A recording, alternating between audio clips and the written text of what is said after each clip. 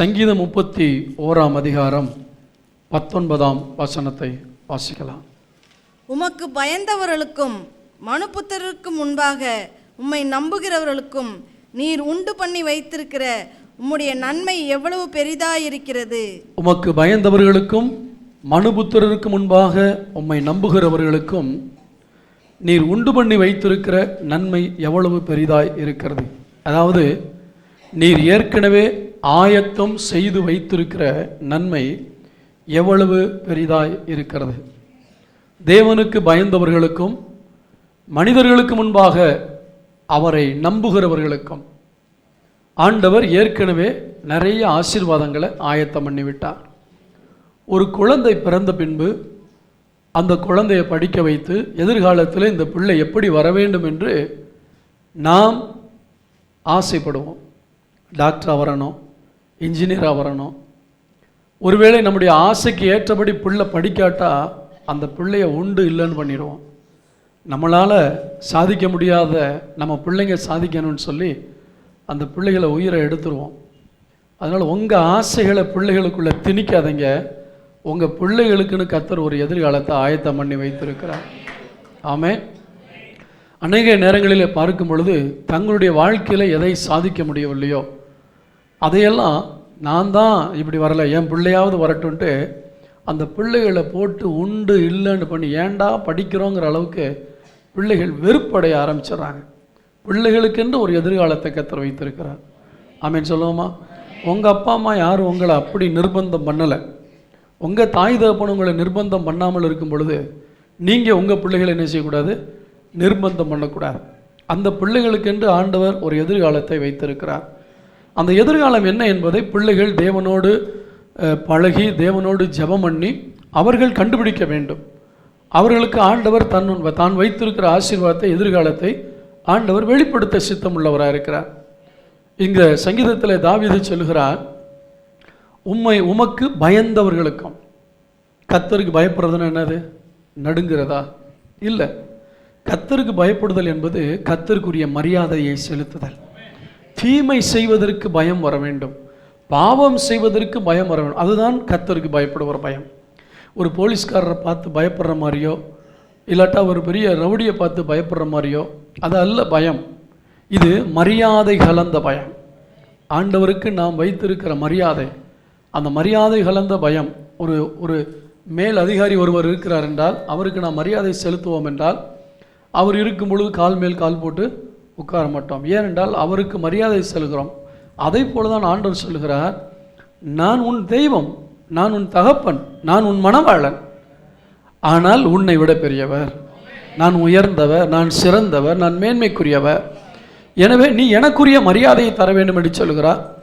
ஒரு ஒரு ஒரு இவ்வளவு உயர்ந்த தெய்வத்துக்கு பிடிக்காத காரியத்தை நாம் செய்யாமல் இருக்க வேண்டும். அதுதான் கர்த்தருக்கு பயப்படுகிற பயம். ஆமென் சொல்லுவோமா? அப்போ கர்த்தருக்கு பயந்து வாழ்கிறது. ரெண்டாவது, இந்த உலகத்தில் மனிதர்களுக்கு முன்பாக நான் கர்த்தரை நம்பி வாழ்கிறேன் என்று அறிக்கை பண்ணுவது.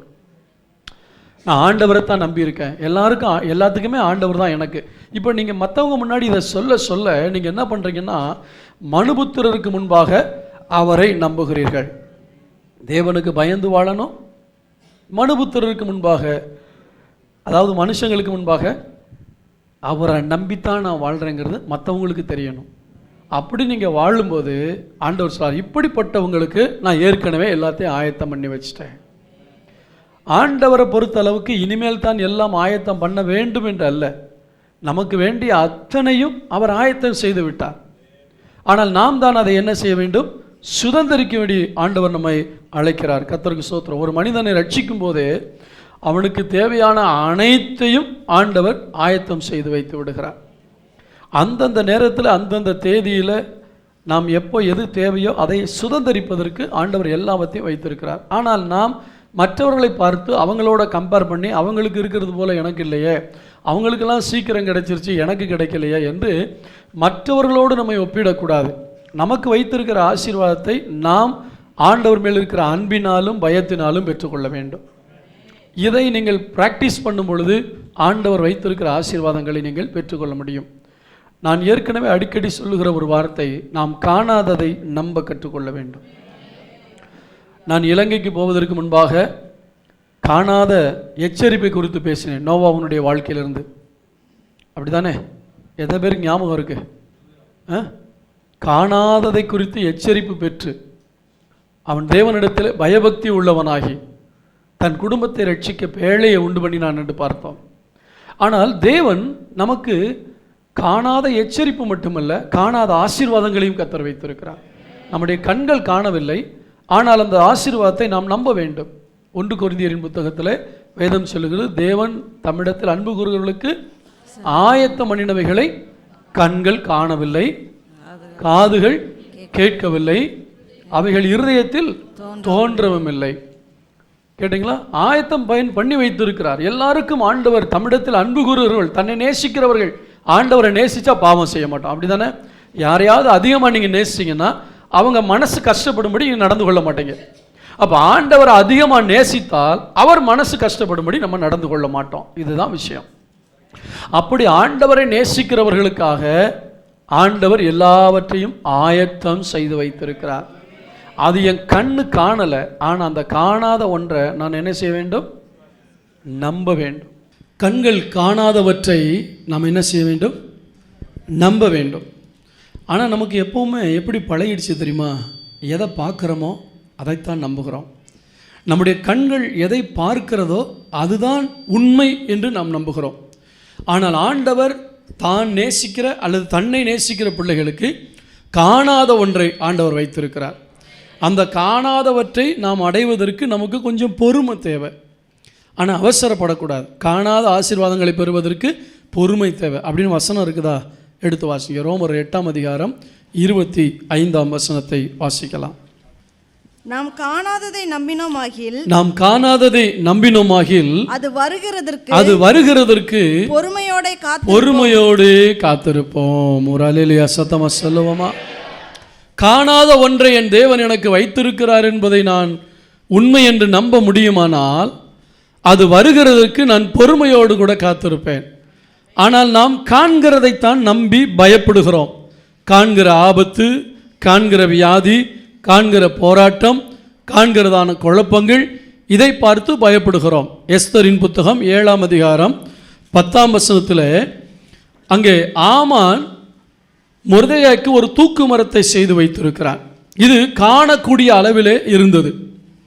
பெரிய அளவிலே 50 முழ உயரத்துக்கு மொர்தெகாயை தூக்கிலே போடுவதற்காக பெரிய தூக்கு மரத்தை செய்து விட்டான். அது எல்லாருடைய கண்களுக்கும் காணக்கூடியதாக இருந்தது. போகிற வருகிறவர்கள் எல்லாம் இந்த தூக்கு மரம் யாருக்கு என்று கேட்டால் மொர்தெகாய்க்கு என்று சொல்லுவார்கள். காணக்கூடியதை நம்பித்தான் ஆக வேண்டும். அன்பானவர்களே, ஆமானுடைய கண்களை பொறுத்த அளவுக்கு இனி இந்த மொர்தெகாய் தப்பிக்க முடியாது, தூக்கு மரம் செய்தாகிவிட்டது என்று எல்லாரும் அப்படித்தான் நம்பினார்கள். ஏனால் கண்டார்கள், ஒரு தூக்கு மரத்தை ஆமான் செய்து விட்டான்.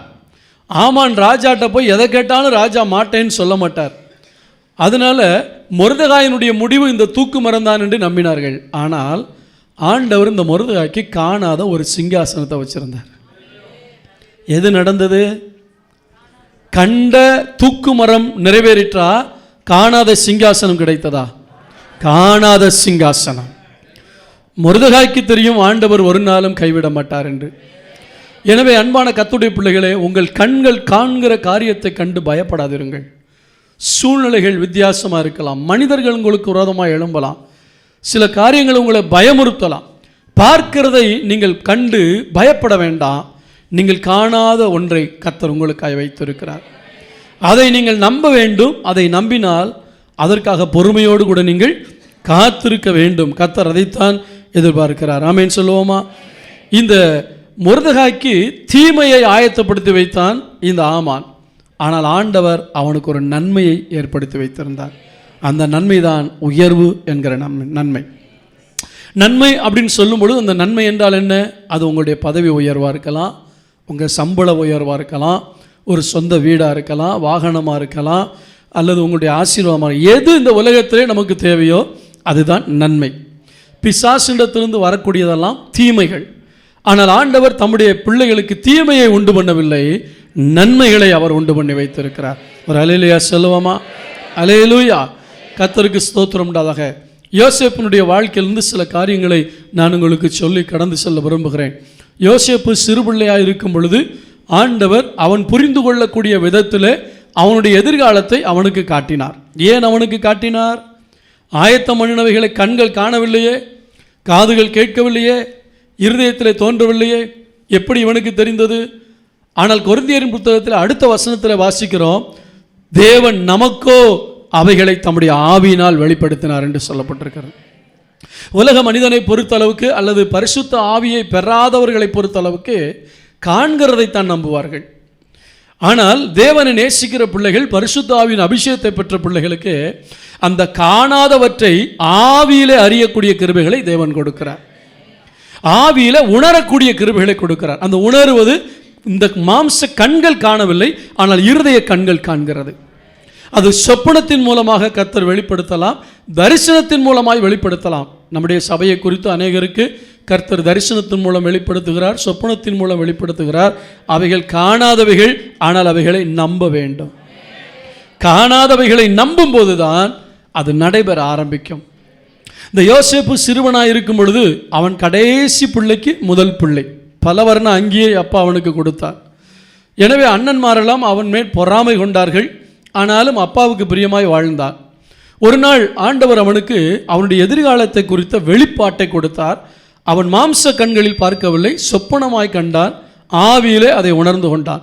அவன் குடும்பத்திலே அவன்தான் உயர்ந்த ஸ்தானத்துக்கு வரப்போகிறான் என்பதை அறிக்கட்டுகள் மூலமாக ஆண்டவர் அவனுக்கு வெளிப்படுத்தினார். இதை அண்ணன்மாரிடத்திலே சொன்னான். அண்ணன்மார் அதை நம்பவில்லை, அவனை பகைத்தார்கள், அவன் மேல் பொறாமை கொண்டார்கள். என்ன நடந்தது? அவனை தூக்கி குழியிலே போட்டார்கள். ஆண்டவர் கொடுத்த தரிசனத்தின்படி அவனை உயர்த்துவேன் என்றுதான் ஆண்டவர் சொன்னார். ஆனால் இவன் மிகுந்த சந்தோஷத்தோடு கூட இருக்கிறான். ஆண்டவர் எனக்கு வெளிப்பாடு கொடுத்து விட்டார், ஆண்டவர் என் எதிர்காலத்தை எனக்கு வெளிப்படுத்தி விட்டார், நான் மிகவும் உயரப்போகிறேன் என்று நினைத்தான். ஆனால் அடுத்து நடந்தது, குழியிலே போட்டார்கள். என்றைக்கு தேவன் ஒரு காரியத்தை உங்கள் வாழ்க்கையில செய்வேன் என்று சொன்ன பின்பு அதற்கு நேர் மாறாக நடக்கிறதோ சந்தோஷப்படுங்க. ஏன்னா கர்த்தர் கிரியை செய்ய தொடங்குறார்னு அர்த்தம். கர்த்தர் கிரியை செய்ய தொடங்கும் போது சாத்தானும் கொஞ்சம் கிரியை செய்ய தான் செய்வான். எப்படி ஆண்டவர் ஒன்றை குறித்து வச்சிருக்க திட்டம் நிறைவேறுது பார்ப்போம். நம்முடைய வாழ்க்கையில் பாவத்தை கொண்டு வர பார்ப்பான், சிற்றின்பங்களை கொண்டு வர பார்ப்பான், நாமே அந்த ஆசீர்வாதத்தை இழக்கும்படி செய்வான். இல்லாவிட்டால் அவன் ஃபோர்ஸ் பண்ணி அந்த ஆசீர்வாதத்தை சுதந்திரிக்க முடியாதபடி நம்முடைய உயிரை எடுக்க பார்ப்பான். இந்த யோசேப்பை குழியிலே போட்டார்கள். ஆனால் குழியில் போட்ட உடனே அவன் என்ன நினச்சிருப்பான்? ஆண்டவரே, நீங்கள் கொடுத்த தரிசனத்துக்கும் சொப்பனத்துக்கும் என் வாழ்க்கைக்கு சம்மந்தமே இல்லையே. அப்படி தான் நம்ம வாழ்க்கையில் இருக்கும். அநேக நேரத்தில் நம்ம என்ன புலம்புறோம்? நீங்கள் எனக்கு சொன்னதுக்கும் நடக்கிறதுக்கும் சம்பந்தமே இல்லையா ஆண்டவரே. சோர்ந்து போகக்கூடாது. அந்த நேரத்துலையும் ஆண்டவர் என்ன சொன்னாரோ அதை மட்டும் பார்த்துக்கிட்டே இருக்கணும். இந்த யோசேப்பு இந்த குழிக்குள்ளே கிடக்கிறான், மேலேயே பார்த்துக்கிட்டு இருந்தான். யாராவது வரமாட்டாங்களா, யாராவது தூக்கி விட மாட்டாங்களா? ஏன்? அந்த குழியில் சாகக்கூடிய நிலைமை வந்துடும். ஆனால் அவன் சாவதை தேவன் விரும்பவில்லை. அவனுடைய அண்ணனின் ஒருவனை வைத்து கர்த்தர் மேலே தூக்கி விட்டார். இப்போ நினச்சிருப்பான், பரவாயில்ல, நம்ம ஜெபத்தை ஆண்டவர் கேட்டார், உடனடியாக பதில் கிடைச்சிருச்சு, இனி நம்ம சொப்பனம் நிறைவேறுன்னு சொல்லி உடனே அங்கிருந்து வருகிறதான அங்கே வியாபாரிகளிடத்தில் இவனை அடிமையாக விற்று போட்டு விட்டார்கள். இவனுக்கு ரொம்ப வேதனை. அப்பாவை பார்க்க முடியலை, அண்ணன்மாரை பார்க்க முடியல, எல்லாரையும் விட்டு தூர தேசத்துக்கு அடிமையாகி போய்விட்டான். நினைச்சதை சாப்பிட முடியாது, நினைச்ச உடை உடுத்த முடியாது, அப்படிப்பட்ட நிலைமையில் இருக்கான். ஆனால் ஆண்டவர் ஒன்றும் அவனுக்கு பதில் சொல்லவே இல்லை. ஒன்றே ஒன்று, கொடுத்த சொப்பனம் நிறைவேறன்னு மட்டும் சொல்லிட்டார். சில நேரங்களில் நம்ம வாழ்க்கையில் நடக்கிற காரியங்கள் கர்த்தர் நம்ம கூட இல்லாத போல தெரியும். அடிக்கடி அநேக பிரசங்கங்களில் நான் இதை திரும்ப திரும்ப வலியுறுத்துறதுக்கு காரணம் என்னென்னா, புதுசாக ஆட்கள் வர்றாங்க, அவங்களுக்கு இந்த சத்தியம் தெரியணும். அநேக நேரங்களில் ஆண்டவர் நம்ம கூட இல்லாதது போல தெரியும், ஆனால் அவர் நம்ம கூட தான் இருக்கார். ஆனால் என்னென்னா அமைதியாக இருக்கார். நான் சொன்னது கண்டிப்பாக நிறைவேறும், அதுக்கு இடையில என்ன வேணாலும் நடக்கட்டும் அவர் அதை பற்றி கவலைப்படவே இல்லை. வேதம் சொல்லுகிறது யோசேப்பு அங்கே எல்லாருக்கும் அடிமை வேலை செய்து கொண்டிருந்தான். கடைசியில் போர்த்திபாருடைய வீட்டுக்கு போனான். போர்த்திபாருடைய வீட்டில் இவன் செய்கிற வேலையிலெல்லாம் கர்த்தர் இவனை ஆசீர்வதித்தார். ஒரு கேள்வி, நானே கஷ்டத்தில் இருக்கேன், என் மூலமாக அடுத்தவங்களை ஆசீர்வதிக்கிறாரு, ஏன் எனக்கு ஆசீர்வாதம் இல்லை? எத்தனை பேருக்கு அந்த கேள்வி இருக்குது? என்னை கொண்டு அநேகர் ஆசீர்வதிக்கிறாரு, ஆனால் எனக்கு மட்டும் உங்களை கொண்டு முதல்ல அநேகர் ஆசீர்வதிக்கிறாரா? அதை முதல்ல கன்ஃபார்ம் பண்ணிக்கோங்க. நீங்கள் அடுத்தவங்களுக்கு பிரயோஜனமாக இருக்கீங்களா, இல்லை உங்களுக்கு நீங்களே பிரயோஜனமாக இருக்கீங்களா? யோசேப்பினுடைய வாழ்க்கையில் அவனை கொண்டு போய் போர்த்திபாருடைய வீட்டில் கொண்டு போய் விட்ட உடனே அவன் செய்வதையெல்லாம் கர்த்தர் வாய்க்க பண்ணினான். அப்படின்னு என்ன அர்த்தம்? கர்த்தர் அவன் கூட தான் இருக்கார். தரிசனம் இன்னும் நிறைவேறலை, ஆனால் கர்த்தர் கைவிடலை. அண்ணமார் கூட இல்லை, அப்பா கூட இல்லை, சூழ்நிலை மாறலை, ஆனால் கர்த்தர் கூட தான் இருந்தார். ஒன்றை தெரிந்து கொள்ளணும், நம்ம சூழ்நிலை மாறலைங்கிறதுக்காக அதே சமயத்தில் நான் நினச்ச காரியம் நடக்கலை, கர்த்தர் சொன்னது நடக்கலைங்கிறதுக்காக கர்த்தர் இல்லைன்னு நினைக்கக்கூடாது. கர்த்தர் இருக்கிறார், அமைதியாக இருக்கிறார். அவர் எப்போ கிரியை செய்யணுமோ அப்போ கிரியை செய்வார். அமைதியாக இருந்தார். திடீரென்று அவன் போர்த்திபாருடைய மனைவியின் மூலமாய் பலவந்தம் பண்ணப்பட்ட போது ஓடிவிட்டான். தவறான உறவுக்கு அழைத்த போது அதை விட்டு ஓடி போய்விட்டான். எனவே அவன் மேல் பொய்க்குற்றம் சுமத்தப்பட்டு சிறைச்சாலையிலே தள்ளப்படுகிறான். இப்போ அவனுக்கு இன்னும் வேதனை. ஆண்டவரே, நான் உண்மையாக இருந்ததுக்கு கிடைச்ச பலனா இது? சில நேரங்கள் நாம் உண்மையாக இருந்ததற்கு தண்டனை கூட கிடைக்கலாம். அந்த தண்டனையின் மூலமாக கர்த்தர் ஒரு பெரிய ஆசீர்வாதத்தை வைத்திருப்பார். அதன் வழியிலே கர்த்தர் ஒரு திட்டத்தை வைத்திருப்பார். வேதம் சொல்லுகிறது, புலம்பல் 3:37 ஆண்டவர் கட்டளையிடாதிருக்க காரியம் சம்பவிக்கும் என்று சொல்லுகிறவன் யார்? ஆண்டவர் ஒரு காரியத்தை கட்டளையிடாமல் நம்முடைய வாழ்க்கையில் எதுவுமே நடக்காது. எனவே இவன் தோத்திரம் பண்ணி கொண்டே இருக்கிறான். வேதம் சொல்லுகிறது, யோசேப்பு சிறைச்சாலையில் இருந்தான். ஆனால் அதே வேதம் தான் சொல்லுகிறது, கர்த்தர் யோசேப்போடு கூட இருந்தார். அப்போ எங்கே இருந்தார்? சிறைச்சாலையில் அவனோடு இருந்தார். ஆனால் அவனுக்காக கிரியை செய்யவில்லை, அவனை கொண்டு கிரியை செய்து கொண்டிருந்தார்.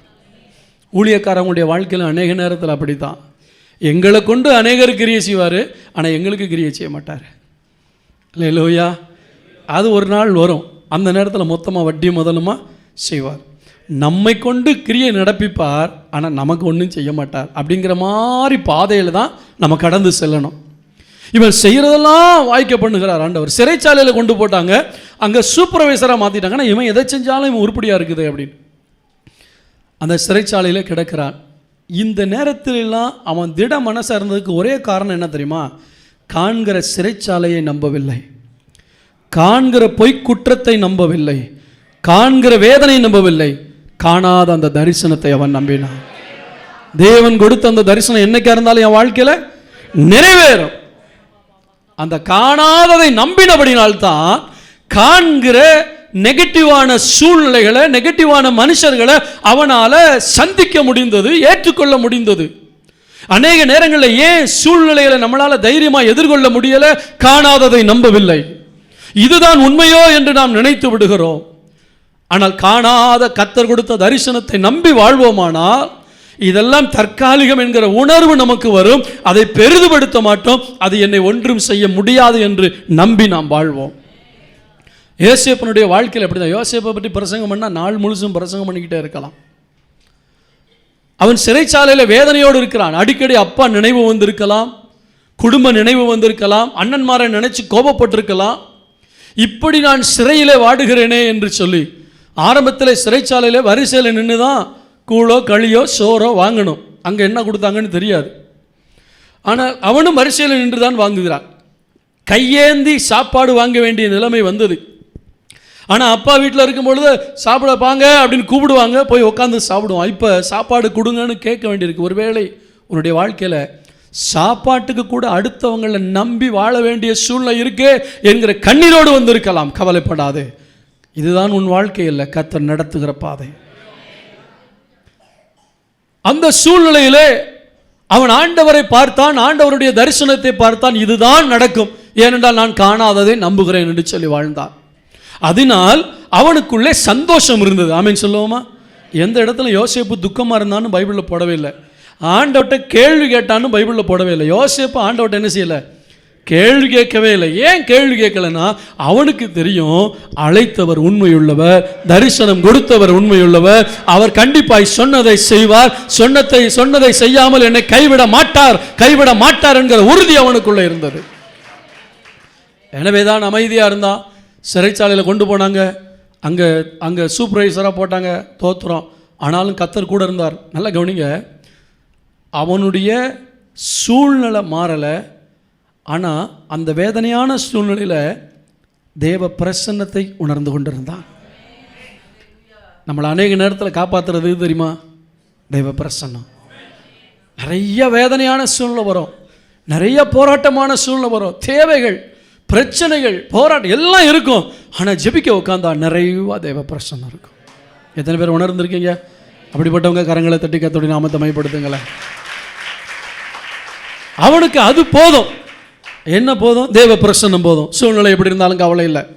அப்போ தேவ பிரசன்னம் இருக்கிறதுனால கர்த்தர்ட்ட சொல்லியிருப்பான், ஆண்டவரே நீங்கள் எதை செஞ்சாலும் நன்மைக்கு தான் செய்வீங்க, நான் உங்களை நம்புகிறேன் ஆண்டவரே, நான் உங்கள் மனசை புண்படுத்த விரும்பலை, என் வாழ்க்கையில் அனுமதிச்ச எல்லாமே நன்மைக்கே தான் அனுமதிச்சிருப்பீங்க, அதனால நான் உங்களை நேசிக்கிற ஆண்டவரேன்ட்டு அதிலே பழகி போயிட்டான். சில நேரத்தில் ஒரு போராட்டம் வரும்பொழுது ஆரம்பத்தில் கஷ்டமாக இருக்கும், அதுக்கப்புறம் அந்த போராட்டமே பழகி போயிடும், வாழ்க்கையே தான் சரி விடு அப்படின்ட்டு.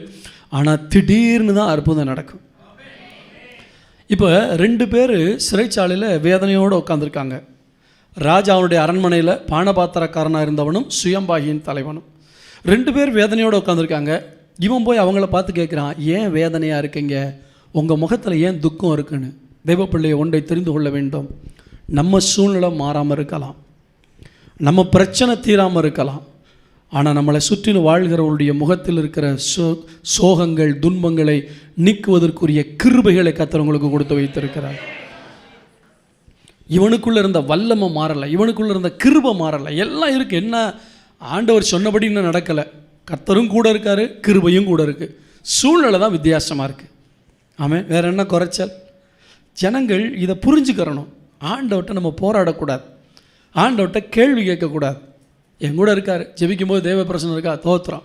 நான் நினச்ச ஃப்ரிட்ஜ் வீட்டில் இல்லாமல் இருக்கலாம், நான் நினச்ச வாஷிங் மிஷின் இல்லாமல் இருக்கலாம், நான் நினச்ச கார் இல்லாமல் இருக்கலாம், ஏதோ நான் நினச்ச எதுவுமே இல்லாமல் இருக்கலாம். ஆனால் என் தேவனுடைய பிரசனம் என் கூட இருக்கு, அது எல்லாத்தையும் எனக்கு வாங்கித்தர வல்லமை உள்ளதாக இருக்கிறது. அந்த பிரசனத்தை காத்து கொண்டான். என்ன சூழ்நிலையிலும் எதோ இழந்துடல. குழியில் தூக்கி போட்டாங்க, அடிமையாக விற்றாங்க, பொய்க்குற்றம் சுமத்தப்பட்டாங்க, எவ்வளவோ காரியங்கள். ஆனால் எந்த ஒரு சூழ்நிலையிலும் தேவ பிரசன்னத்தை அவன் இழந்து போகவே இல்லை. தேவ பிள்ளைய வாழ்க்கையில் எதை இழந்தாலும் கவலை இல்லை, ஆனால் தேவ பிரசன்னத்தை மட்டும் நீ இழந்து போகக்கூடாது. நீ இழந்ததையெல்லாம் உனக்கு மீட்டு தரக்கூடியது இந்த தேவ பிரசன்னம் தான். முடியும், உங்களையும் உங்கள் நிழலையும் பிரிக்க முடியுமா? முடியாது. அதை போல தான் தேவன் இருந்தால் தேவ பிரசன்னம், தேவ பிரசன்னம் இருக்கிறது என்றால் தேவன் இருக்கிறார் என்று அர்த்தம். இப்போ அவங்க முகத்தில் இருக்க சோகத்தை கேட்டு அவங்க சொப்பனத்தை சொல்கிறாங்க, அந்த கிருபை இன்னும் உள்ளே இருக்குது. அதுக்கு அர்த்தம் என்ன தெரியுமா? யோசேப்பே, உனக்கு கொடுத்த கிருபைகள், வரங்களை உன் வாழ்க்கையில் சோகம் இருக்குங்கிறதுக்காக நீ கர்த்தருக்காக பயன்படாமல் விட்டுறாத. இன்றைக்கி சிலர் எப்படி தெரியுமா, என் வீட்டிலே பிரச்சனை இருக்குது, நான் எப்படி போய் இயேசுவை பற்றி அடுத்தவங்களுக்கு சொல்கிறது? நான் கேட்குறேன், வியாதியாக இருக்க பிரசங்கிமார்கள் அவங்க சுகத்துக்காக ஜெபம் பண்ணுறது இல்லையா? நேற்றைக்கு கர்த்தர் எங்கூட ஒரு காரியத்தை குறித்து பேசினார். நான் உபவாசம் எடுக்க முடியாது, உங்களுக்கெல்லாம் தெரியும். என்னுடைய சரீரத்தினுடைய பலவீனத்தின் நிமித்தம், அதாவது என்னுடைய குடலில் இருக்க அந்த கேஸ்ட்ரிக் ப்ராப்ளத்தினால நான் உபவாசம் எடுக்க இயலாது. ஆனால் உபவாசத்தை குறித்தே பிரசங்கம் பண்ணுறதை நான் ரொம்ப நாளாக மறந்துட்டேன். கர்த்தர் நேற்றைக்கு சொன்னார், உனக்கு முடியலைங்கிறதுக்காக சத்தியத்தை சொல்லாமல் இருக்காத. புரியுதா உங்களுக்கு? அப்போ ஒரு நாள் உபவாச ஜபத்தை பற்றி ஒரு பிரசங்கம் வரும் உங்களுக்கு. அப்போ அதே சமயத்தில் எனக்கு பலவீனம் இருக்குங்கிறக்காக நான் ஜெபிக்காமல் இருக்கேனா? என்னுடைய சரீரத்தில் பலவீனம் இருந்தாலும் நான் ஜெபிக்கும் பொழுது கர்த்தர் அற்புதங்களை செய்கிறார்.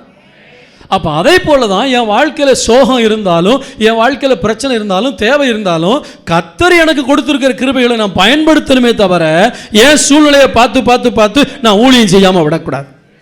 இன்னைக்கு அநேகர் என்ன தப்பாக நினைக்கிறாங்க, எனக்கே இப்படி இருக்கு, நான் போய் எப்படி, உனக்கு எப்படி இருந்தால் என்னம்மா, நீ போய் கர்த்தருக்காக ஊழியம் செய்ய, கர்த்தர் இதெல்லாம் மாற்றுவார். அல்லேலூயா. எனக்கே போராட்டம், எனக்கே பிரச்சனை, அதெல்லாம் தீரணும்னா நீங்கள் கர்த்தருக்கு ஊழியம் செஞ்சு தான் ஆகணும்.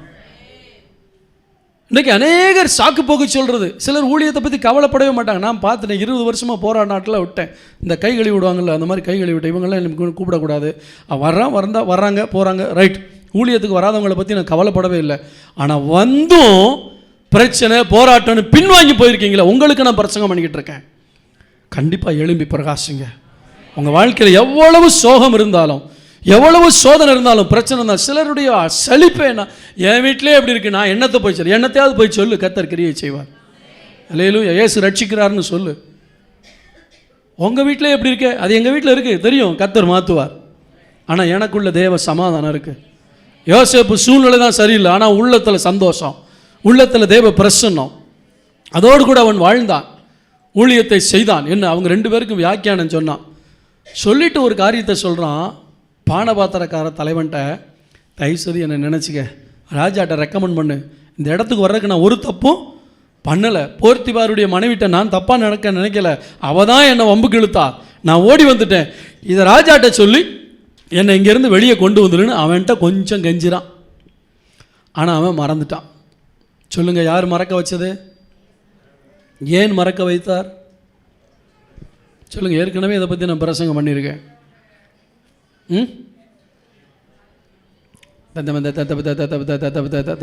தெளிவாக சொல்லுங்க. இவனை இந்த பானபாத்திரக்காரனுடைய சொல் கேட்டு ராஜா விடுதலை செஞ்சிருந்தா நேரம் எங்க போவான்? அப்பாட்ட போக முடியாது, இது வேற தேசம். எங்க போவான்? அடுத்த வேலை சோத்துக்கே லாட்டரி அடிக்கணும். கர்த்தருக்கு தெரியும் எப்போ உன்னை விடுதலை செஞ்சா நிரந்தரமாக ஆசீர்வாதம் கிடைக்கும்னு சொல்லி. காலத்துக்கு முன்னாடி கர்த்தர் வெளியே கொண்டு வந்தாருன்னா நடுத்தருவில் நிற்க வேண்டியிருக்குன்னு தெரியும் கர்த்தருக்கு. இப்போ ஜெயிலை விட்டு வெளியே வந்தால் வேலை தேடணும். வேலை தேட போனால் எக்ஸ்பீரியன்ஸ் இருக்கான்னு கேட்பாங்க. ஆமாம், போர்த்திபாருடைய வீட்டில் வேலை செஞ்சுருக்கேன். ஓஹோ, நீ தான் அந்த ஆளா? வேணாப்பா, என் வீட்டு பக்கமே வராத, ஓடி போயிருன்னு சொல்லுவாங்க. சாப்பாட்டுக்கு வழி இல்லாமல் செத்துருப்பான். அதனால தான் கர்த்தர் அவருடைய நேரத்தில் வெளியே கொண்டு வருவார். அல்லேலூயா. அவருடைய நேரம் வரும்பொழுது தான் வெளியே கொண்டு வருவாரே தவிர நம்ம நினைச்ச பையெல்லாம் என்ன செய்ய மாட்டார், வெளியே கொண்டு வர மாட்டார். பானபாத்திரக்கார தலைவன் மறந்து போனான். கர்த்தருக்கு ஸ்தோத்திரம். ஆனால் சூழ்நிலை, கர்த்தருடைய நேரம், சொல்லுங்க பார்க்கலாம், கர்த்தருடைய நேரம். அந்த நேரம் வந்தப்ப இவன் வழக்கம் போல வேலை செஞ்சுக்கிட்டு இருக்கான். அப்போ ராஜாவுக்கு ஒரு சொப்பனம் வருது. ராஜாவுக்கு சொப்பனம் வந்த உடனே கலங்கி போயிருக்கிறான். இப்போ பானபாத்திரக்காரன் கேட்குறேன், ஏன் ராஜா கலங்கியிருக்கீங்க? ஒரு சொப்பனம் கண்டேன், அதுக்கு அர்த்தம் தெரியல. அப்போ தான் அவன் தலையில் குட்டிக்கிறான். ஐயோ, எனக்கு ஒரு காரியம் இப்போ தான் ஞாபகம் வருது, நான் செய்த தவறு ஞாபகம் வருது.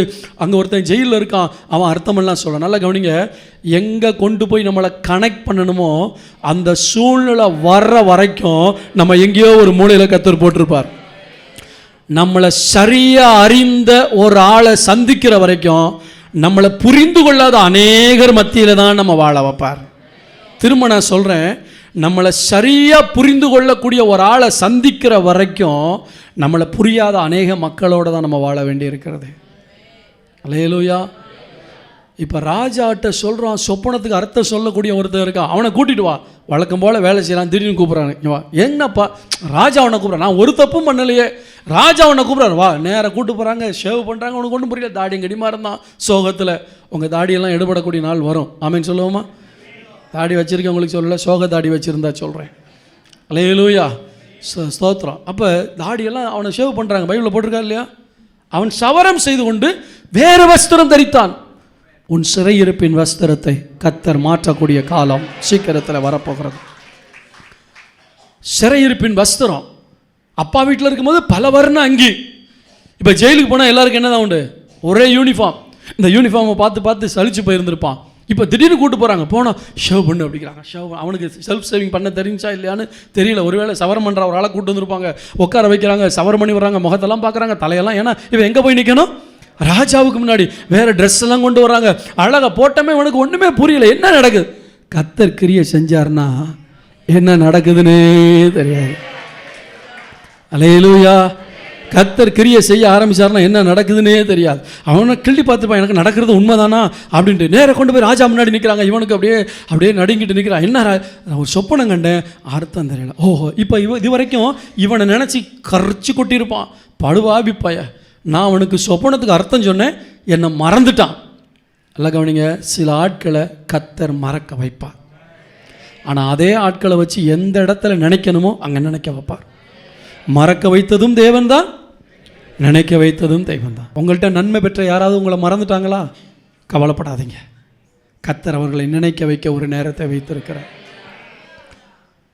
இப்போ அவன் ராஜாட்ட போகிறான். அந்த பானபாத்திரக்காரனை பார்த்தோமே இவனுக்கு முதல்ல வருது ஒரு மாதிரி, அட பாவி, நன்மை பெற்றுட்டு எனக்கு ஒரு காரியம் இவங்க சொல்லிக் கொடுக்க, அதாவது என்னை வெளியே வர்றதுக்கு ராஜாட்ட ரெக்கமெண்ட் பண்ணலையேன்னு யோசிக்கிறேன். அதே சமயத்தில் ராஜா சொல்கிறாரு, நான் ஒரு சொப்பனம் கண்டேன், அர்த்தம் தெரியல, நீ சொல்லுவேன உன்னை குறித்து கேள்விப்பட்டேன். அங்கே தான் யோசேப்பை நம்ம பார்க்கணும்.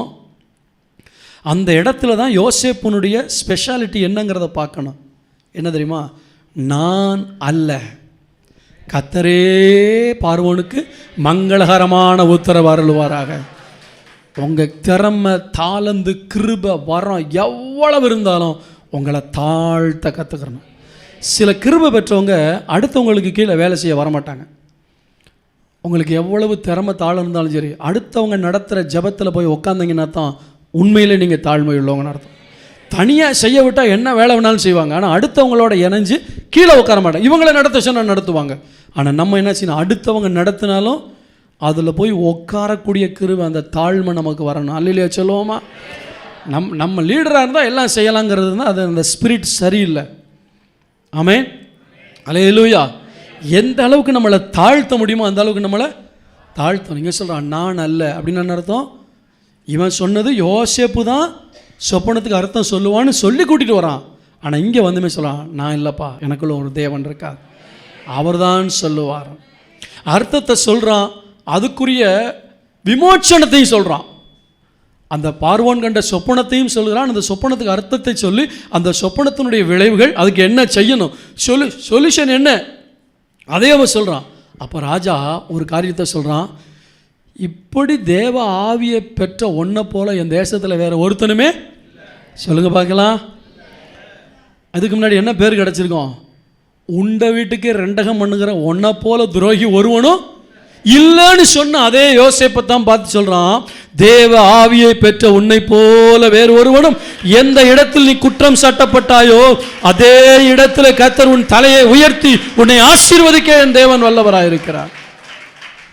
எந்த இடத்துல குற்றம் சுமத்தப்பட்டாய் அதே இடத்துல உன்னை போல ஒரு ஆள் இல்லைப்பா அப்படின்னு ஆண்டவர் என்ன செய்வார்? சொல்ல வைப்பார். இப்போ சொன்னதுக்கப்புறம் என்ன தெரியுமா நடந்துச்சு? அடுத்த ட்ரெஸ்ஸு அவனுக்கு உடனே கழுத்துக்கு சரப்பணியை போடுறாங்க. ப்ரமோஷன் பாருங்கள். கழுத்துக்கு சரப்பணின்னு என்னது? செயின். கழுத்தில் செயின் போடுறாங்க. மெல்லிய வஸ்திரம். மெல்லிய வஸ்திரம் ராஜாக்கள் வச்சுருக்க வஸ்திரம். ரொம்ப ரொம்ப தடிமான ட்ரெஸ்ஸு பார்த்திங்கன்னா விலை குறைவாக தான் இருக்கும்.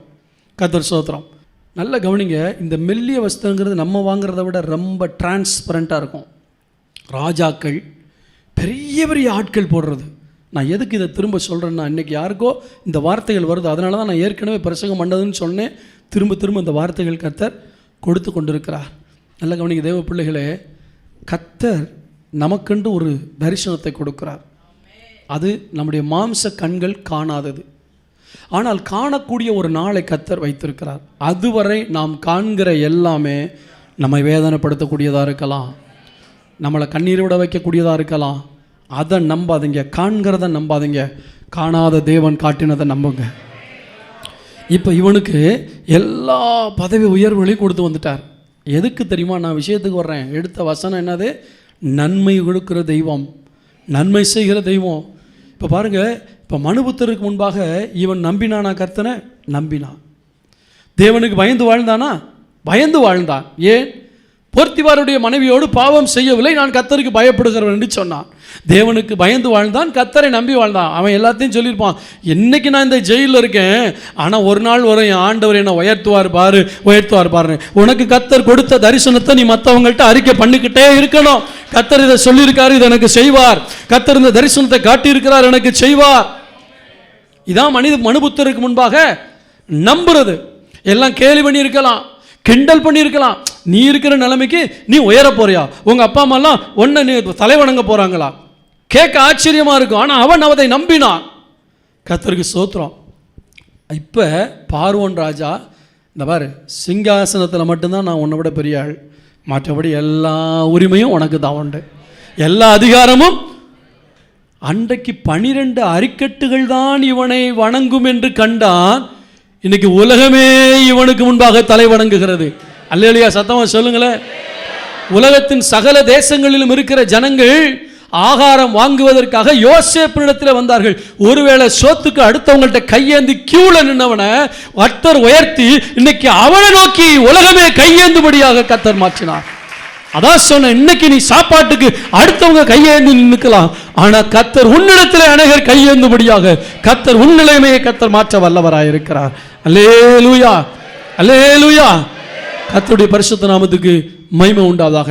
அன்பான கர்த்தருடைய பிள்ளைகளே, இதுதான் கர்த்தரை மற்றவர்களுக்கு முன்பாக நம்புகிற ஒரு வாழ்க்கை. அப்படி நம்பி வாழும் பொழுது கர்த்தர் என்ன செய்கிறார்? வாசிங்கள் ஆதியாகமத்தின் புத்தகம் 45ஆம் அதிகாரம் 5ஆம் வசனம் 18ஆம் வசனத்தை வாசிக்கலாம்.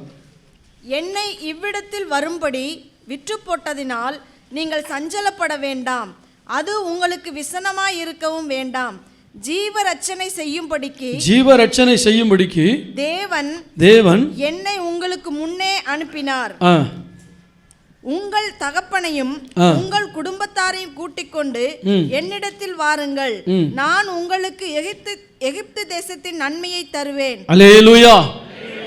இப்ப எதுக்கு ஆண்டவர் யோசேப்பை அனுப்பினாரு? யாக்கோபுடைய குடும்பத்துக்கெல்லாம் நன்மை செய்வதற்காக. இவனை கர்த்தர் ஏற்கனவே ஒரு சொப்பனத்தை கொடுத்து அனுப்பிட்டார். பெரிய நன்மை. 50-20 வாசிங்க. நீங்கள் எனக்கு தீமை செய்ய நினைத்தீர்கள், தேவனோ இப்பொழுது நடந்து வருகிறபடியே வெகு ஜனங்களை உயிரோடே காக்கும்படிக்கு அதை நன்மையாக முடிய பண்ணினார். ஆமென். மக்கள் தீமை செய்தார்கள், ஆனால் கர்த்தர் அதை நன்மையாய் முடியும். எதுக்கு நன்மையா முடிய பண்ணினார்? அநேகருக்கு இவன் நன்மை செய்வதற்காக. ஒன்றை தெரிந்து கொள்ளுங்கள், நாம் கர்த்தருக்கு பயந்து வாழ்ந்து மற்றவர்களுக்கு முன்பாக கர்த்தரை அறிக்கை செய்து வாழ்ந்தோமானால் கர்த்தர் நம்மளை பெரிய அளவில் உயர்த்துறாரு. எதுக்கு தெரியுமா? நமக்கு நாமே ஆசீர்வாதமாக வாழ்றதுக்கு இல்லை, நாம் அநேகருக்கு ஆசீர்வாதமாக இருப்பதற்காக. அப்போ ஒரு மனிதனுடைய பாடுகள் பைபிள் அப்படி தானே போட்டிருக்கு. அதாவது ஒருவனுடைய கீழ்ப்படியாமையினாலே அநேகர் பாவிகளாக்கப்பட்டது போல ஒருவருடைய கீழ்ப்படிதனாலே அநேகர் நீதிமான்களாக்கப்பட்டார்கள். அப்போ இயேசு என்னும் ஒருவர் எல்லாருக்காக பாடுபட்டார். ஏன் பாடுபட்டார்? ஏன் அடிக்கப்பட்டார்? இன்னைக்கு நீங்கள் நானும் எல்லாம் ஆசீர்வாதமாக இருக்கணுங்கிறதுக்காக அன்றைக்கு ஒருவர் பாடுபட்டார். இன்னைக்கு நமக்கு வர்ற பாடுகள் யாருக்கு தெரியும்? நம்மளை கொண்டு நாளைக்கு அநேகரை கர்த்தர் போஷிக்கலாம். அந்த தகுதியை பெற்றுக்கொள்வதற்கு சில நேரம் பாடுகள் வழியாக கர்த்தர் நம்மை நடத்தலாம். காணாததை நம்பினோமாகில் அது வருகிறதுக்கு பொறுமையோடு காத்திருப்போம். அப்போ எத்தனை பேர் நம்புறீங்க கர்த்தர் எனக்கு நன்மையை உண்டு பண்ணி வைத்திருக்கிறார்? ஆமென். அப்போ கர்த்தர் உண்டு பண்ணி வைத்திருக்கிற நம்பிக்கையை நான் கண்டுபிடிக்கணும். எப்படி கண்டுபிடிக்கிறது? எப்படி கண்டுபிடிக்கிறது? ஆண்டவர் சொன்னார், மத்தேயு 7ஆம் அதிகாரம் 11ஆம் வசனத்தை வாசியுங்கள். ஆகையால் பொல்லாதவர்களாகிய நீங்கள் உங்கள் பிள்ளைகளுக்கு நல்ல ஈவுகளை கொடுக்க அறிந்திருக்கும் போது பரலோகத்தில் இருக்கிற உங்கள் பிதா தம்மிடத்தில் வேண்டிக் கொள்கிறவர்களுக்கு நன்மையானவைகளை கொடுப்பது அதிக நிச்சயம் அல்லவா? யாருக்கு நன்மை கொடுக்கிறாரு? தம்மிடத்தில் வேண்டிக் கொள்றவங்க யாரு? ஜெபிக்கிறவர்கள். தேவன் எனக்கு நன்மையை வைத்திருக்கிறார், அவர் என்னை கைவிட மாட்டார், நான் காணாத ஒரு ஆசீர்வாதத்தை வைத்திருக்கிறார் என்பதை அறிந்து அதற்காக நாம் ஜெபம் பண்ண வேண்டும். இன்றைக்கு வாயை திறக்காம வயிறு நிறையணும்னு சில ஆட்கள் ஆசைப்படுறாங்க. நடக்குமா? சொல்லுங்க பார்க்கலாம். நான் சொன்ன வார்த்தையை சொல்லுங்க. வாயை திறக்காம, வாயை திறக்காட்டி வயிறு நிறையவே நிறையாது. நல்லா கவனிங்க. துதிக்கும் போதும் வாயை திறக்க மாட்டாங்க, சாப்பிடும் போதும் வாயை திறக்க மாட்டாங்க. ஆண்டவர் சொன்னார், உன் வாயை விரிவாய் திற, அதை எப்படி என்னதில் நிரப்புவார்? ஏர் பேக்கை வச்சு காத்தடிப்பாரா? உன் வாயை விரிவாய் திற, நன்மையினால் நிரப்புவேன். கரங்களை தட்டி கர்த்தருடைய நாமத்தை மகிமைப்படுத்துவார். சில ஆட்கள் பல் டாக்டர்கிட்ட போய் கிளிப்பு போட்ட மாதிரி வந்து வாராத நேரத்தில் இப்படி உட்காந்துருப்பாங்க. நல்ல வாயை திறந்து தோத்திரம் பண்ணுங்க. ரொம்ப பாஸ்ட் ஃபோர்ஸ் பண்ணார்னா பாவம் மனுஷன் அங்கேருந்து கத்துறாரு, அவருக்காக தோத்திரம் தோத்திரம் தோத்திரம் தோத்திரம். நன்மை எங்கேருந்து வரும்? நன்மை எங்கேருந்து வரும்? வாயை திறந்தால் தான் வயிறு நிறையும். இதை ஒரு நாள் மறந்துடாதீங்க. சில பிள்ளைகள் வாயை சாப்பாடு ஊட்டும் போது பல்ல கடிச்சிக்கிட்டு இருக்கும். என்ன தான் திணிச்சாலும் பல்லுக்கு அப்புறம் உள்ளே போகாது, அது நோஞ்சா மாதிரி இருக்கும். அப்போ வாய் திறந்தா வயிறு, ஆண்டவர் சொன்னாரு உனக்கு நன்மை வச்சுருக்கேன், நீ வாயை திறந்து ஜெபம் பண்ணு. குடும்ப ஜெபத்தில் உட்காந்தா கூட ஐயா அப்படி சாமியார் மாதிரி உட்காந்துருப்பார். யாருக்கு வருதுன்னு தெரியல. நான் உங்கள் குடும்ப ஜெபத்தெல்லாம் வந்து பார்த்தது இல்லை, உங்கள் குடும்ப ஜெபத்தை நான் பார்த்தது இல்லை. ஆனால் சாமியார் மாதிரி உட்காராத, வாயை திறந்து தோத்திரம் பண்ணு. அல்லேலூயா. என் மனைவி எனக்காக ஜெபம் பண்ணுவாள். சரி, நாளையிலேருந்து வீட்டில் சாப்பிடக்கூடாது, மனைவி உங்களுக்காக சாப்பிடுவா. மனைவி உங்களுக்காக உடுத்த முடியுமா பேண்ட் ஷர்ட்டை? உங்கள் வேலையை நீங்கள் தான் பார்க்கணும். உங்கள் வேலையை நீங்கள் தான். வாயை திறங்க. தோத்திரம் பண்ணுற நேரத்தில், ஜெபம் பண்ணுற நேரத்தில் வாயை திறந்து ஜெபம் பண்ணுங்க. ஸ்தோத்திரம். இன்றைக்கி வாயை திறக்கிறதுக்கே கஷ்டம். ஆண்டவர் சொல்கிறாரு, உன் வாயை விரிவாய் திற, நன்மையால் நிரப்பவேன். இங்கே தம்மிடத்தில் வேண்டிக் கொள்கிறவர்களுக்கு நன்மையானவைகளை. சரி, இப்படிலாம் சொல்கிறீங்க பாஸ்டர், நன்மை வருதுங்கிறீங்க, நன்மை நடக்குங்கிறீங்க. ஆனால் இத்தனை வருஷம் ஆச்சு எனக்கு நன்மையே வரலையே, ஏன் நன்மை வரலை?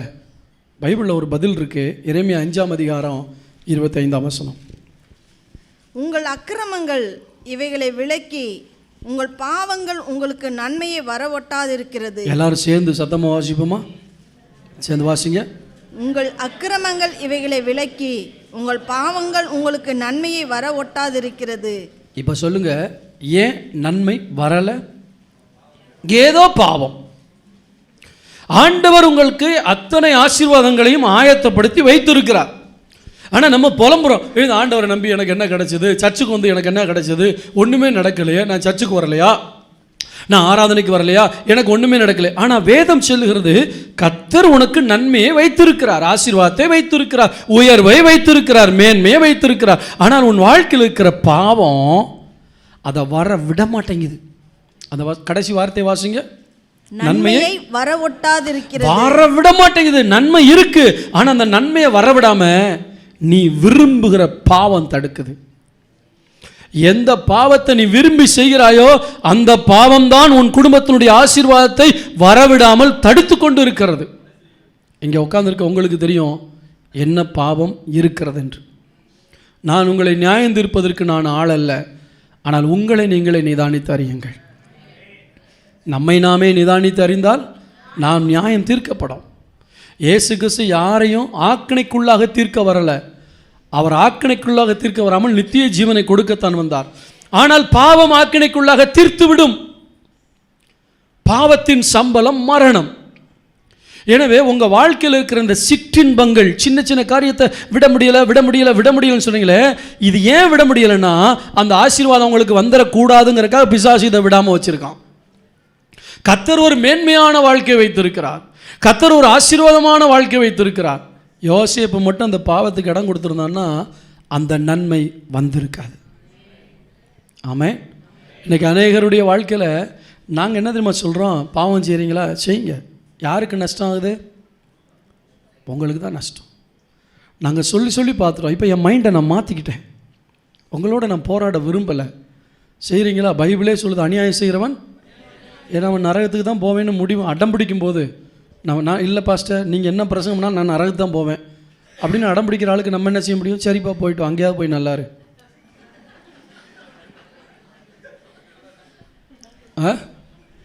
பின்ன எவ்வளோ பிரசங்கம் கேட்டாலும் நான் செய்கிறத தான் செய்வேன்னு சொல்கிற ஆட்களுக்கு என்ன பண்ணி அவங்களோட போராட முடியுமா? இவ்வளோ பேர் ஜனங்கள் தாகத்தோடு இருக்கும் போதில் இவங்களெல்லாம் விட்டு அந்த 5 பேருக்கு மட்டும் நான் பிரசங்கம் பண்ண முடியுமா? விட்டுட்டேன்.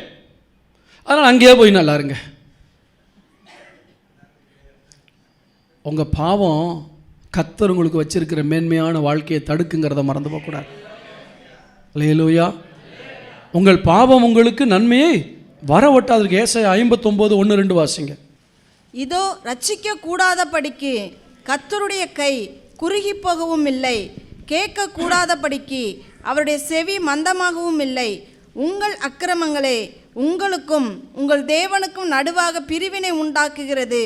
உங்கள் பாவங்களே அவர் உங்களுக்கு செவி கொடாதபடிக்கு அவருடைய முகத்தை உங்களுக்கு மறைக்கிறது. அல்ல கவனிங்க, ஜெபிக்கும் போதோ ஆராதிக்கும் போதோ உங்கள் முகத்துக்கு உங்கள் கண்ணுக்கு முன்னாடி எது வருதோ அதுதான் உங்களுக்கு பாவம்.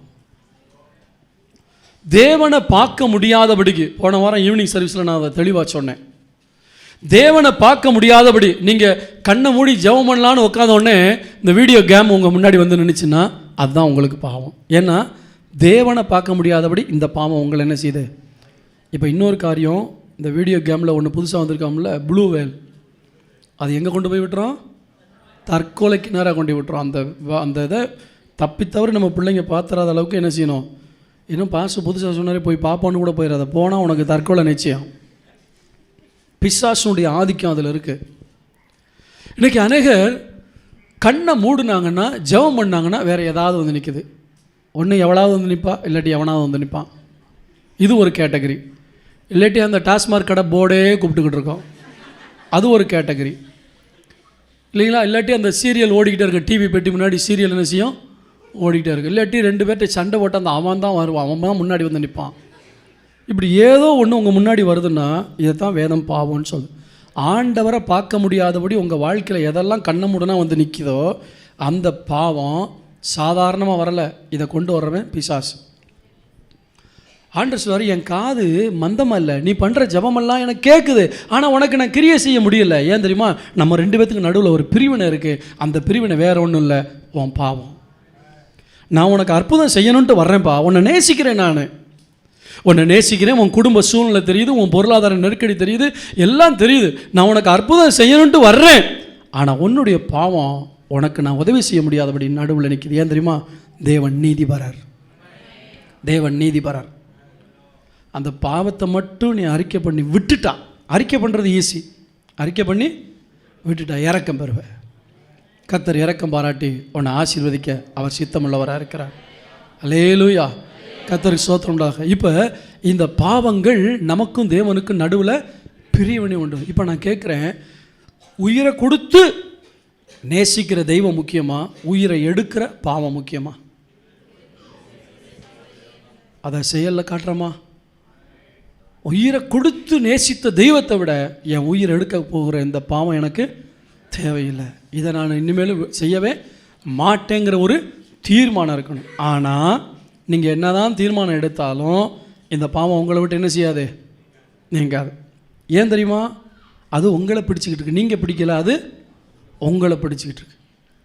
நீங்கள் விடணும்னு நினச்சாலும் அது விட மாட்டேங்குது. ஆரம்பத்தில் லேசாக தான் பழகுனீங்க, ஆனால் இப்போ நீங்கள் விடணும்னு நினைக்கிறீங்க, கர்த்தருடைய அன்பை புரிஞ்சுக்கிட்டீங்க, கர்த்தருக்காக வாழணும்னு நினைக்கிறீங்க, கர்த்தருடைய தரிசனங்களெல்லாம் பெற்று கர்த்தருக்காக வாழ நினச்சா இப்போ என்ன செய்ய மாட்டேங்குது, விட மாட்டேங்குது. ஒரு மனிதனை எழும்ப விடாமல் கீழே அழுத்தக்கூடியது அவனுடைய பாவம், அவனுடைய தவறான உறவுகள், தவறான நட்புகள், தவறான பழக்க வழக்கங்கள், தவறான கிரியைகள், இதெல்லாம் என்ன செய்யுதுன்னா அவனை எழும்ப விட மாட்டேங்குது. ஆனால் கர்த்தர் இவன் தலை நிமிர்ந்து வாழும்படி எல்லாத்தையும் ஆயத்தப்படுத்தி வைத்திருக்கிறார். சொந்த பந்தம் முன்னாடி, சமுதாயத்துக்கு முன்னாடி, இந்த உலகத்துக்கு முன்னாடி, நண்பர்களுக்கு முன்னாடி தலை நிமிர்ந்து வாழணும்னு கர்த்தர் எல்லாத்தையும் ஆசீர்வாதமாக்கி வைத்திருக்கிறார். ஆனால் நீ எழுந்து அதை பார்க்கக்கூட முடியாத அளவுக்கு இந்த பாவம் உன் கண்ணு முன்னாடி இருந்துக்கிட்டே இருக்கு. காரணம் என்ன தெரியுமா? நீ எழும்பி விடக்கூடாது என்பதற்காக சாத்தான் உன்மேல் பாவம் என்கிற நுகத்தை வைத்திருக்கிறான். இந்த நுகத்தை உன்னால் எடுத்து போடவே முடியாது. இந்த நுகம் எப்போ பாஸ்டர் போகும்? எடுத்து வாசிங்க, ஏசாயா 10ஆம் அதிகாரம் 27ஆம் வசனத்தை வாசிங்க.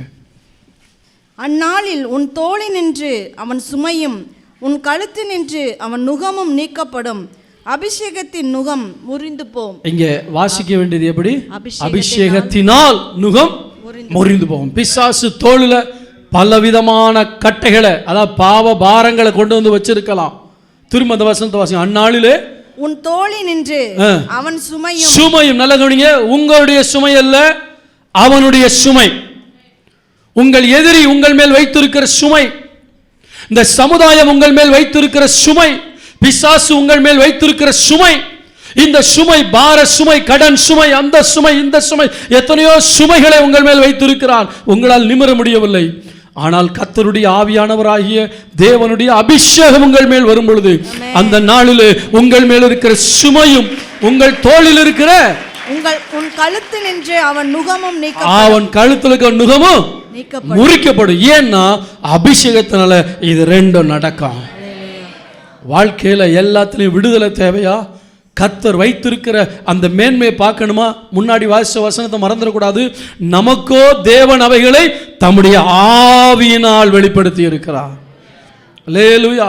இந்த ஆவியானவர் வந்து நம்மேல் இருக்கிற கட்டுகளை உடைத்து, நம்மேல் இருக்கிற பிசாசின் சுமைகளை நீக்கி, நம்மை அழித்து கொண்டிருக்கிற இந்த நுகத்தை எல்லாம் இந்த அபிஷேகத்தினால் உடைத்து போட்ட உடனே மனுஷன் நிமிர ஆரம்பிக்கிறான். அல்லேலூயா. இப்போ ஒரு புதிய உலகத்துக்குள்ள வந்த மாதிரி இருக்கு. இதுவரைக்கும் என்ன அழுத்திக்கிட்டு இருந்த அழுத்தம் போயிடுச்சு. காரணம் பரிசுத்த ஆவியானவர். இந்த ஆவியானவர் இல்லாமல் நீங்கள் வாழ முடியாது. இந்த பரிசுத்த ஆவியானுடைய அபிஷேகம் எந்த அளவுக்கு உங்கள் வாழ்க்கையில் இருந்துக்கிட்டே இருக்குதோ, கர்த்தருக்கு ஸ்தோத்திரம், அப்படியே பொங்கி வழிந்து கொண்டே இருக்கணும். என்ன வேலை செஞ்சுக்கிட்டு இருந்தாலும் உங்கள் வாழ்க்கையில் இந்த அபிஷேகம் நிரம்பி வழிய வழிய வழிய வழிய இந்த பிசாசு பார்ப்பான், இனிமேல் இவங்க மேலே நுகத்தை வைக்கவே முடியாது. வேதத்தில் எடுத்து வாசிங்க. 2 கொரிந்தியர் 3:17 சொல்லப்படுகிறது, கர்த்தரே ஆவியானவர், கர்த்தருடைய ஆவி எங்கேயோ அங்கே விடுதலை உண்டு. எங்கேயோனா யார் மேல் இருக்கிறாரோ, யாருக்குள் இருக்கிறாரோ அவர்களுக்கு விடுதலை உண்டு. சொல்லுங்க பார்க்கலாம். கர்த்தருடைய ஆவியானவர் என்னோடு இருந்தால் எனக்கு கண்டிப்பாய் விடுதலை உண்டு. அல்லேலூயா, அல்லேலூயா. இந்த அபிஷேகத்தை பெறாம நீங்க வாழாம இருக்கிறது துரதிர்ஷ்டவசமான காரியம். இந்த அபிஷேகத்தை போன வாரத்தில் அநேகர் அபிஷேகத்தை பெற்றார்கள். இன்னைக்கு இந்த ஜெபம் முடியறதுக்கு முன்னாடி, இந்த செய்தி முடியறதுக்கு முன்னாடி நான் உங்களுக்காக ஜெபிக்க போகிறேன். நீங்களும் உங்களுக்காக ஜெபியுங்கள். கர்த்தர் மறுபடியும் ஒரு அபிஷேகத்தை ஊற்ற போகிறார். எத்தனை பேர் விசுவாசிக்கிறீங்க? அல்லேலூயா. ஒரு புதிய அபிஷேகம் கடந்து வரப்போகுது. யார் மேலே தெரியுமா?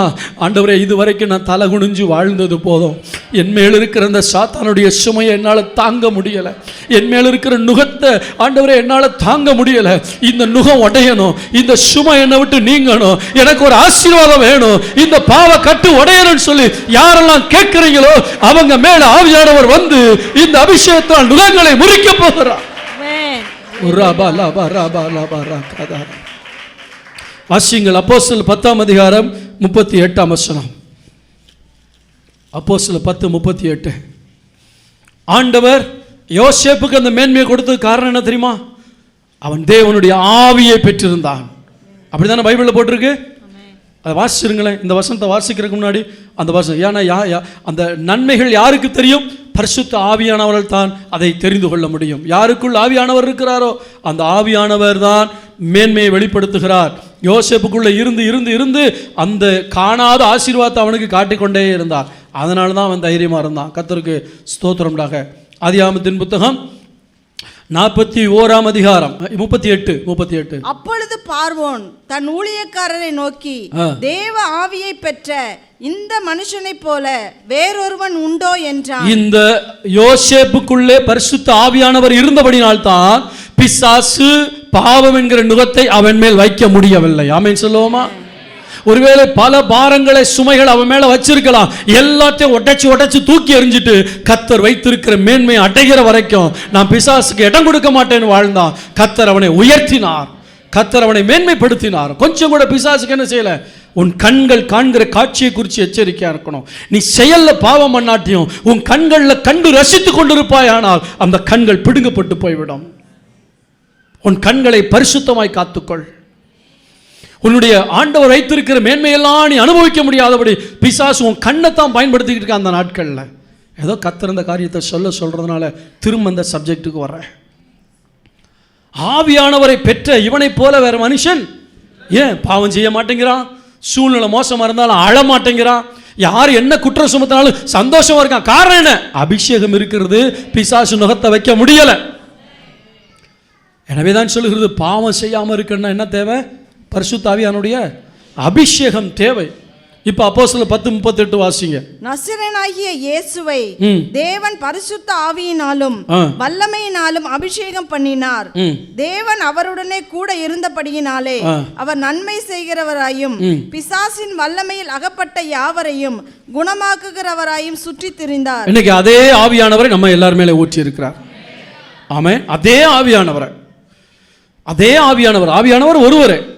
அப்ப அந்த பரிசுத்த ஆவியானவர் இயேசு கிறிஸ்து பெற்று இந்த பூமியில மனுஷனாய் வாழ்ந்த போது அவர் எப்படி சுற்றி திரிந்தாராம்? முதல்ல பிசாசை ஜெயிக்கிறவரா, பிசாசை துரத்துறவரா இருந்தாரு. ரெண்டாவது அநேகருக்கு நன்மை செய்தார். தெய்வ பிள்ளை, உனக்கே நன்மை இல்லை, நீ கவலைப்பட்டுக்கிட்டு இருக்க. ஆனா பரிசுத்த ஆவியானவர் உனக்குள் வரும் பொழுது நீ நன்மையை அனுபவிப்பது மட்டுமல்ல, உன் மூலம் அநேகர் நன்மையை அனுபவிக்கும்படி கர்த்தர் உன்னை உயர்த்தக்கூடிய தெய்வமா இருக்க. இந்த அபிஷேகத்தை பெற்றுக்கொள்ளணும். இந்த அபிஷேகம், இந்த அக்கினிமயமான அந்த அபிஷேகம் நமக்குள்ள தேவை. ரோமர் 12:21 சொல்லப்பட்டிருக்கு, நீ தீமையினால் வெல்லப்படாமல் தீமையை நன்மையினால் வெல்லு. இந்த நன்மை என்பது தெரியுமா? ஒரு விதத்தில் சொன்னால் பரிசுத்த ஆவியானவர். நீ பொல்லாதவர்களாகிய நீங்கள் உங்கள் பிள்ளைகளுக்கு நல்ல ஈவை கொடுக்க அறிந்திருக்கும் பொழுது தேவன் தமிழத்தில் வேண்டிக் கொள்கிறவர்களுக்கு ஒரு சுவிசேஷத்தில் நன்மையை அருளாதிருப்பது எப்படி என்று சொல்லிருக்கு, இன்னொரு சுவிசேஷத்தில் பரிசுத்த ஆவியானவரை கொடுப்பார்னு சொல்லப்பட்டிருக்கிறது. இந்த நன்மை எது தெரியுமா? பரிசுத்த ஆவியானவர். இந்த பரிசுத்த ஆவியானவர் வந்துட்டார்னா மற்ற எல்லா நன்மைகளையும் நமக்கு கொடுக்கிற தேவனாக இருக்கிறார். அப்போ அவர் நமக்கென்று உண்டு பண்ணி வைத்திருக்கிற அந்த நன்மையை நாம் பார்க்கணும். அல்லேலூயா. எத்தனை பேர் விரும்புகிறீங்க உங்கள் கண்கள் தரிசனத்தை பார்க்க முடியாதபடி கண்கள் அடைச்சிருக்கு? ஏன்னா டிவி பட்டியை பார்த்து பார்த்து பார்த்து, இந்த மொபைலை பார்த்து பார்த்து பார்த்து கிட்டத்தட்ட ஒரு நாளைக்கு மொபைல் ஃபோனை 4000 40,000 தடவையே தடவுறானா ஒரு மனுஷன். ஒரு நாளைக்கு இந்த பெருவரில் எத்தனை தடவை? 40,000 4,000 எனக்கு தெரியல. ஒரு கணக்கெடுப்பு சொல்லுது 4,000 தடவை என்ன செய்கிறாத தடவிட்டே இருக்கானா. அவனை விட்டு பிரிய மாட்டேங்குது. கண்களில் கண்ணை மூடுனா அது தான் வருது. இன்றைக்கி ஆண்டவர் சொல்றா, உன் கண்ணை மூடுனா கர்த்தர் உனக்கு வச்சிருக்கதை நீ பார்க்கணும். கர்த்தர் வைத்திருக்கிற உயர்வை பார்க்கணும். அந்த சிங்காசனத்தை பார்த்துக்கிட்டே இருந்த அந்த தரிசனத்தில் ஒரு நாள் யோசேப்பை அந்த சிங்காசனத்தில் கர்த்தர் உட்கார வைத்தார். அல்லேலூயா. இயேசு கிறிஸ்துவ மேல் பரிசுத்த ஆவியானவர் இருந்தார். அவர் பிசாசை ஜெயித்தார், பிசாசை துரத்தினார். உங்கள் மேல் பரிசுத்த ஆவியானவர் இருந்தால் நீங்கள் என்ன செய்ய முடியும்? பிசாசை ஜெயிக்க முடியும். பிசாசை ஜெயிக்கிறதுனா உங்கள் தனிப்பட்ட வாழ்க்கையில் அவன் எந்த போராட்டத்தை கொண்டு வந்தாலும் ஜெயிக்க முடியும். மற்றவங்க வாழ்க்கையில் இருக்கிற பிசாசின் கிரியைகளை நீங்கள் அழிக்க முடியும். ரெண்டையும் சேர்த்து கர்த்தர் கொடுக்கிற தேவனாக இருக்கிறார். ரோமர் 8:13 வாசிங்க.